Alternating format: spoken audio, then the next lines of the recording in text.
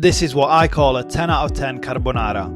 Welcome to Roman Roots. We reached the 10th episode mark by visiting Osteria dell'Angelo, a traditional Roman osteria in the Prati area of Rome. They offer a €30 4-course deal, but unfortunately only at dinner, but the prices still looked very honest. I began with a mixed starter including fagioli con le gotiche, tomato bruschetta, focaccia and mortadella, and a tuna mousse. Fagioli con le gotiche is a traditional Roman dish made with beans and pork rinds cooked in a rich tomato sauce. These were lovely, they had a great depth of flavour from the sauce and the beans had a good texture. A quarter litre of white wine was my beverage of choice for the meal. Next up, the tomato bruschetta, a very simple bit of food, but the bread was perfectly toasted, the tomatoes fresh and dressed accordingly. The focaccina filled with mortadella was also lovely. Finally, the tuna mousse. I have to say this was exceptional. Good amount of tuna mixed with capers and I think gherkins, which gave it a lovely balance of flavours, and the texture was also great. Moving on to the pasta course, I opted for a carbonara. As you can see, a very good looking carbonara. Perfect choice of pasta shape in my opinion, and a good amount of sauciness. This was definitely one of the best carbonara I've had so far. Pasta perfectly cooked, the egg sauce had a great texture and richness, and the guanciale was crispy and chunky. Happy days.